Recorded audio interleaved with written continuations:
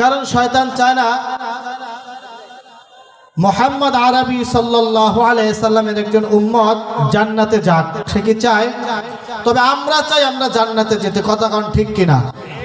পৃথিবীর সকল শ্রেণীর মানুষ, পৃথিবীর সর্ব ধরনের মানুষ, হিন্দু বলেন, খ্রিস্টান বলেন, বৌদ্ধ বলেন, মুসলমান বলেন, ধনী বলেন, গরিব বলেন, টাকাওয়ালা বলেন, পয়সাওয়ালা বলেন, ব্যাংক ব্যালেন্স যার আছে যার নেই, অটোওয়ালা বলেন, রিক্সাওয়ালা বলেন, হুজুর বলেন, মাদ্রাসার ছাত্র বলেন, মাদ্রাসার শিক্ষক বলেন, মসজিদের মুসল্লি বলেন, মসজিদের ইমাম বলেন, সকল শ্রেণীর মানুষরা জান্নাতে যেতে চায়। কথা কোন ঠিক কিনা? কিন্তু একমাত্র ইবলিস চায় না যে মানুষগুলো জান্নাতে যাক। সে কেন চায় না? সে জানে সে পথভ্রষ্ট, সে জানে সে শয়তান হিসেবে সে গণ্য হয়েছে। শুধুমাত্র আদম সন্তানকে, হযরত আদম আলাইহিস সালামকে সিজদা করতে বলেছেন স্বয়ং আল্লাহ তাআলা। আল্লাহ তাআলার এই হুকুমটাকে সে অমান্য করেছে। সে নিজেকে নিজে বড় দাবি করেছে। আল্লাহ তাআলাকে বলেছিল আমি আগুনের সৃষ্টি, আমি থাকি উপরে, আর আদম মাটির সৃষ্টি, সে থাকে নিচে। আমি উপরে থেকে কেন আমি আদমকে সিজদা করব? কথা কোন ঠিক কিনা? তার ভিতরে এই অহংকারটা ছিল বিধায় আল্লাহ তাআলা তাকে পথভ্রষ্ট করে দিয়েছে। কথা কোন ঠিক কিনা? শুরুতেই আমি রাসূলের হাদিস থেকে একখানা হাদিস আপনাদেরকে শোনাতে চাচ্ছি।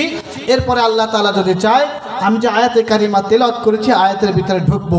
আল্লাহ রাসূল বলেন ইয়াকুমুল হাসাদা ফা ইন্নাল হাসাদা ইয়াকুলুল হাসানাতি কামা তাকুলুন নারুল হাতাব।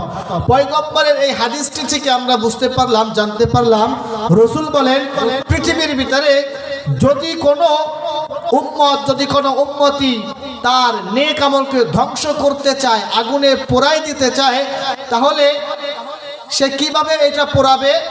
সংক্ষিপ্ত কথা, যদি কোনো মানুষ তার ভিতরে অহংকার, রিয়া থাকে, যদি হিংসা থাকে, তার আমলটা ধ্বংস হওয়ার জন্য এই অহংকারটাই তার জন্য যথেষ্ট। কথা কন? আমি কি মিথ্যা বললাম?